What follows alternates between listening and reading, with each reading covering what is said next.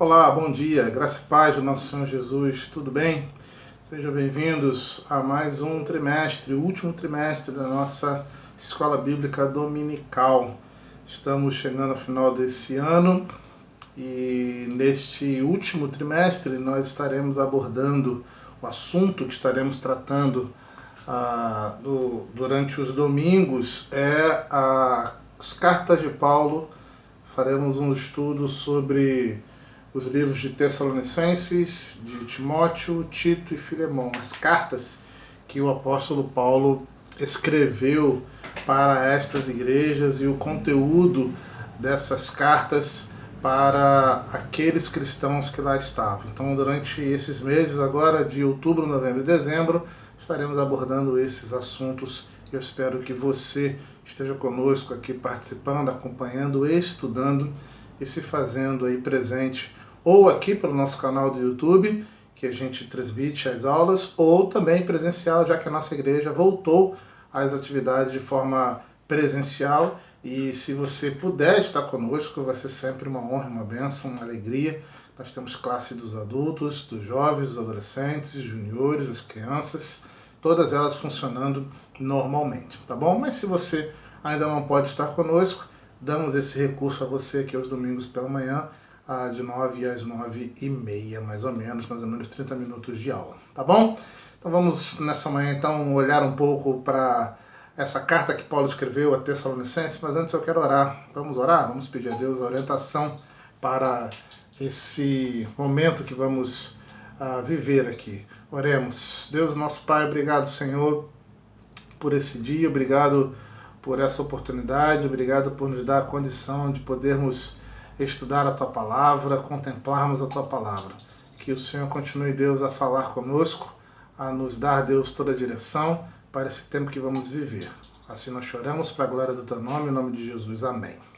Deixa eu só abaixar aqui o meu celular para não atrapalhar o nosso momento aqui de aula. Pronto.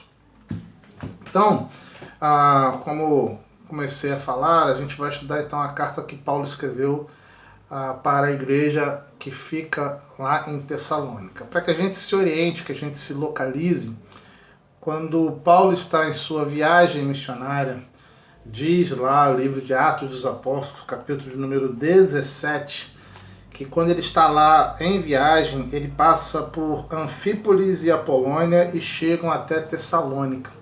E chegando lá em Tessalônica, então, ele vai à sinagoga, vai em busca daqueles que estavam lá estudando as palavras, ou a palavra de Deus, e lá chegando ele então começa a discutir com eles com base nas Escrituras. E Paulo, discutindo com eles na base das Escrituras, diz a eles que este Jesus, ou esse Messias que estava lá na Escritura, era o próprio Cristo. E portanto, então, eu queria apresentar a vocês esse Cristo. Paulo então consegue, a partir do Espírito Santo, converter alguns cristãos, algumas mulheres, alguns homens. Alguns outros judeus estão chateados por conta disso e aí expulsam Paulo dali. Paulo tem que fugir dali porque ele foi ameaçado de morte. Paulo fugindo dali, ele vai para outro local, mas por estar muito preocupado com a igreja em Tessalônica, Paulo ele envia Timóteo, e é Timóteo então quem chega até aquela igreja para cuidar da igreja, discipular, fazer com que a igreja prospere.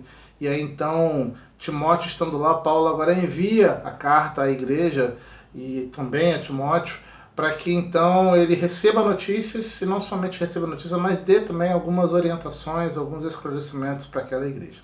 O texto que vamos tomar por base nessa manhã é então 1 Tessalonicenses, o capítulo 1. Nós vamos ler o capítulo todo. 1 Tessalonicenses, capítulo 1, vamos ler ele de forma inteira. A nossa primeira lição, a lição de número 1, o tema da lição do estudo, né, de hoje, o tema dessa lição é Tessalônica, uma igreja modelo, e você vai ver essa expressão aqui em Paulo, você vai acompanhar comigo. Tessalonicenses, então, 1 Tessalonicenses, capítulo 1, de 1 a 10, que é o capítulo inteiro, diz assim: Paulo, Silvano e Timóteo, à igreja dos Tessalonicenses, em Deus Pai e nosso Senhor Jesus Cristo, a vocês graça e paz da parte de Deus e do nosso Senhor Jesus Cristo. Sempre damos graças a Deus por todos vocês, mencionando-os em nossas orações. Lembramos continuamente diante de nosso Deus e Pai o que vocês têm demonstrado, o trabalho que resulta da fé, o esforço motivado pelo amor e a perseverança proveniente da esperança em nosso Senhor Jesus Cristo. Sabemos, irmãos amados de Deus, que Ele os escolheu, porque o nosso Evangelho não chegou a vocês somente em palavra, mas também em poder, no Espírito Santo e em plena convicção. Vocês sabem que procedemos entre vocês em seu favor. De fato, vocês se tornaram nossos imitadores e do Senhor, pois apesar de muito sofrimento, receberam a palavra com a alegria que vem do Espírito Santo. Assim, tornaram-se modelo para todos os crentes que estão na Macedônia e na Acaia, porque partindo de vocês propagou-se a mensagem do Senhor na Macedônia e na Acaia. Não somente isso, mas também por toda parte tornou-se conhecida a fé que vocês têm em Deus. O resultado é que não temos necessidade de dizer mais nada sobre isso, pois eles mesmos relatam de que maneira vocês nos receberam e como se voltaram para Deus, deixando os ídolos, a fim de servir ao Deus vivo e verdadeiro, e esperar dos céus seu Filho, a quem ressuscitou dos mortos, Jesus, que nos livra da ira que há de vir. Verso de número 7. Assim tornaram-se modelo para todos os crentes que estão na Macedônia e na Acaia.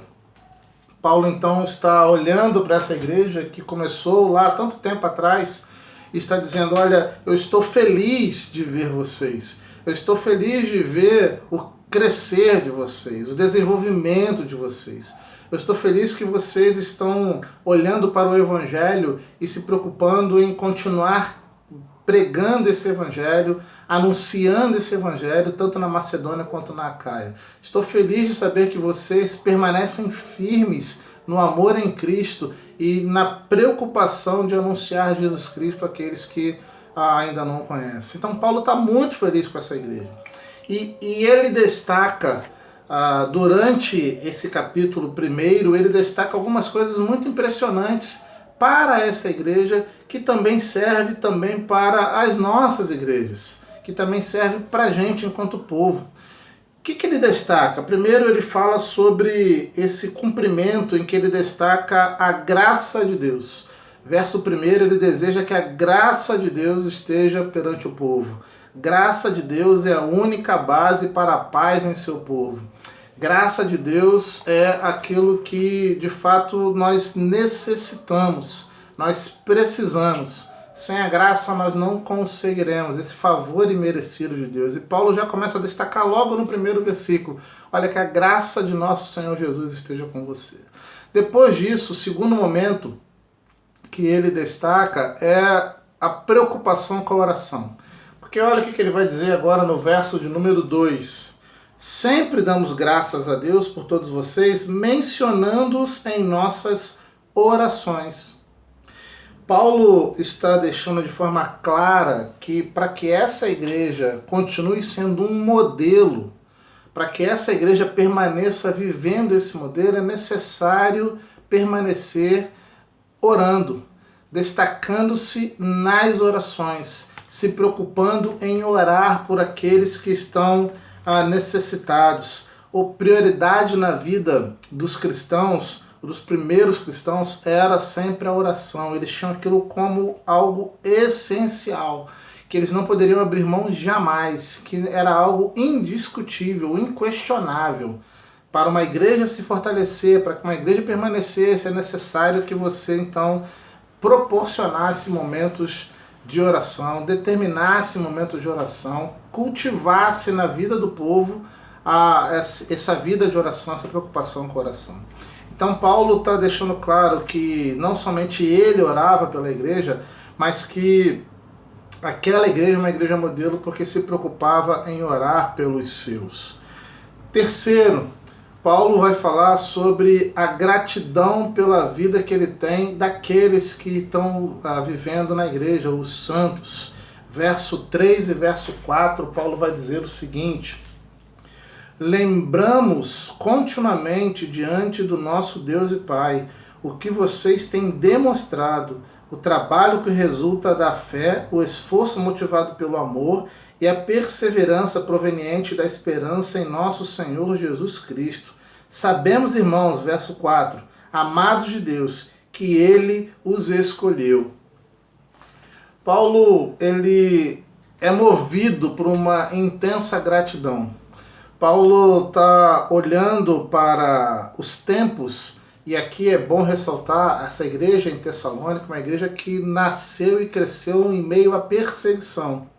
Ela não nasce num tempo de paz, ela já nasce num tempo de guerra, num tempo perigoso. E no meio desse tempo perigoso, no meio desse momento de dificuldade, eles perseveram. E diz lá o texto que não somente eles perseveram, mas é uma fé atuante. Não somente uma fé atuante, mas um amor prestativo. Fé atuante e amor prestativo só é possível em Jesus. Paulo olha para aquela igreja e fala assim: eu sei que vocês só estão fazendo o que estão fazendo por causa de Jesus. Essa fé que vocês têm, que vocês professam, que vocês se mantêm, esse amor prestativo, essa esperança, ela é firmada em Jesus. E Paulo deixa claro que é necessário dar graças a Deus por isso. No tempo em que ele estava vivendo de grande dificuldade, ter um povo, ter uma igreja que ainda se preocupava em crer, em professar a fé, em dar o amor de forma gratuita, em ser prestativo em amor e continuar vivendo nesse tempo de esperança, para que isso continuasse acontecendo e vivendo dessa forma, Paulo tinha um coração grato a Deus, de saber que havia um povo que estava preocupado com isso. A igreja de nosso Senhor Jesus é uma igreja que precisa continuar crendo nisso. Os tempos são difíceis, o tempo é de perseguição, o tempo é de luta, estão tentando acabar com alguma situação com relação à igreja de Jesus, pois nós temos que permanecer com a nossa fé atuante, com o nosso amor prestativo e com a nossa esperança em Jesus.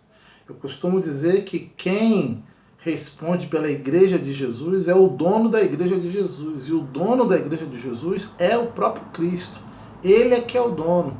É Ele quem de fato responde pela igreja. Nós apenas continuamos a viver de forma grata a Deus por tudo aquilo que Ele tem feito em nosso meio e louvamos a Deus por nos dar a capacidade de ter uma fé atuante, de ter um amor prestativo e uma esperança firmada em Jesus. Terceiro ponto que Paulo destaca e que o autor da lição destaca também nessa nossa revista desse trimestre é a vida exemplar dos crentes lá em Tessalônica. Verso 5 e verso 6 eu quero ler então esses versos. Porque o nosso evangelho não chegou a vocês somente em palavra, mas também em poder, no Espírito Santo e em plena convicção. Vocês sabem como procedemos entre vocês e em seu favor. De fato, vocês se tornaram nossos imitadores do Senhor, pois apesar de muito sofrimento, receberam a palavra com alegria que vem do Espírito Santo. Olha que interessante. Eles estão num tempo de perseguição, eles estão num tempo de dificuldade, eles estão num tempo em que poderiam abandonar a fé, mas eles permanecem, como nós vimos agora há pouco, uma fé inabalável, um amor prestativo. E por conta disso, então, Paulo olha para eles e fala assim, olha, vocês nos dão muita alegria porque vocês permaneceram. Vocês se tornaram pessoas exemplares, cristãos exemplares. Gente que está preocupado em, de fato, mostrar diante da comunidade resultados visíveis. E não somente isso, vocês contribuem para a transmissão do Evangelho.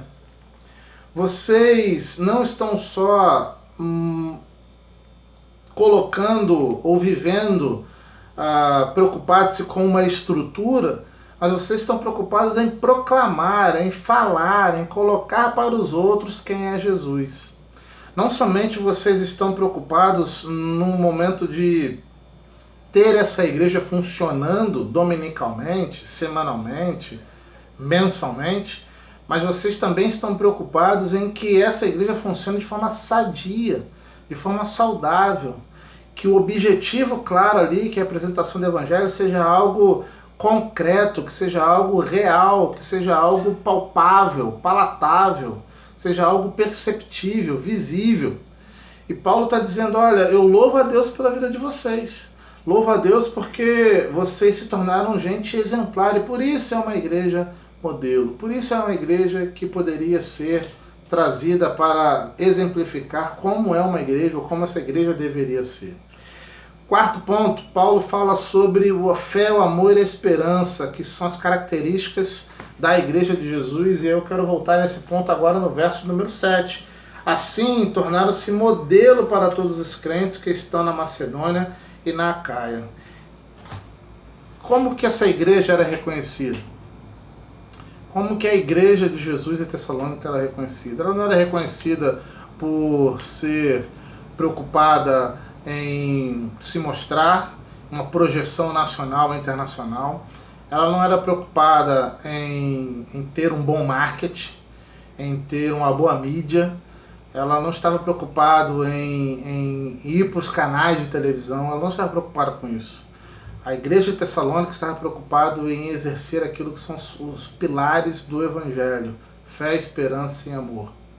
Quando você encontra o apóstolo Paulo, por exemplo, ele vai dizer que isso de fato são as bases da vida: a fé, a esperança e o amor. Que essas três formas são as formas que nós encontramos para que de fato a vida continue a fazer sentido enquanto vida cristã. E Paulo está dizendo, olha, eu estou muito feliz porque por vocês levarem tão a sério a fé, a esperança e o amor, essa igreja se tornou um modelo, essa igreja se tornou base.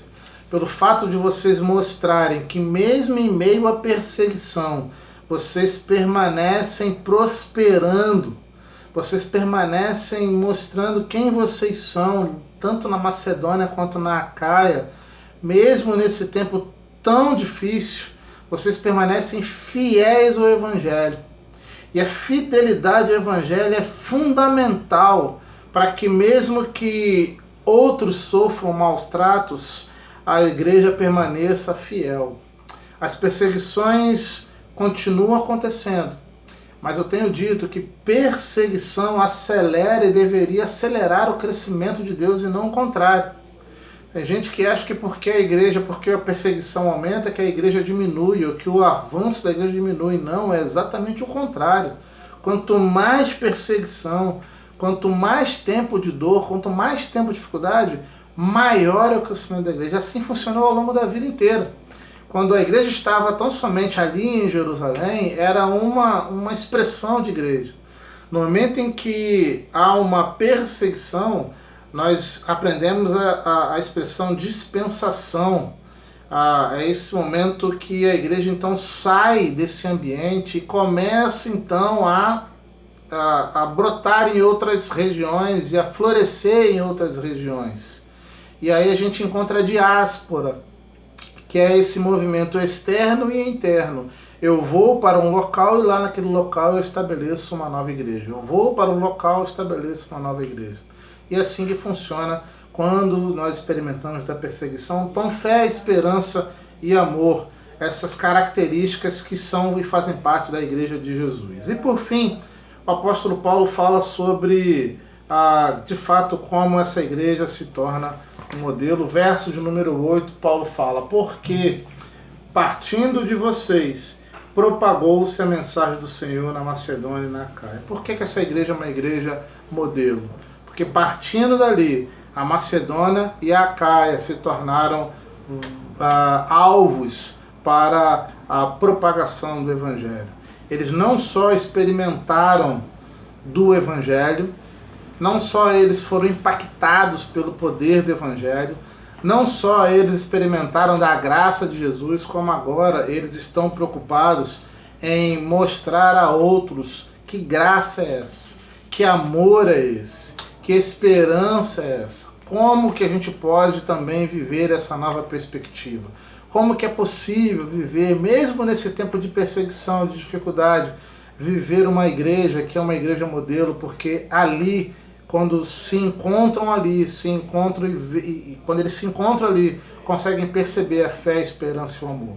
Então, esse primeiro capítulo de Tessalonicenses, Paulo já destaca que é uma igreja diferente.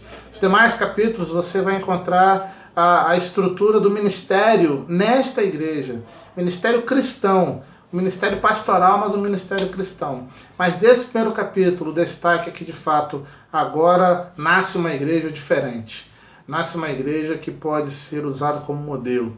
Nasce uma igreja que as pessoas agora podem, então, se espelhar para ser uma igreja igual. E essa é uma lição não somente para aquela época, mas uma lição para nós hoje. Enquanto igreja de Jesus, nós também temos que ter a nossa alicerce na fé, na esperança e no amor. Fé em Jesus Cristo, esperança na terra que há de vir e amor para aqueles que ainda não conhecem a Jesus. Se levarmos isso a sério, se praticarmos isso de verdade, as nossas igrejas também serão igrejas modelo. E pessoas vão olhar para as nossas igrejas e vão perceber que aquela igreja é uma igreja que vale a pena, porque lá se pratica a fé, a esperança e o amor. Que Deus te abençoe nessa manhã, que Deus te abençoe nesta semana e vamos juntos estudar essas cartas que Paulo deixou, essas cartas pastorais que Paulo deixou para essas igrejas. Amém? Deus te abençoe, um domingo abençoado para você e para sua família. Até logo, tchau, tchau.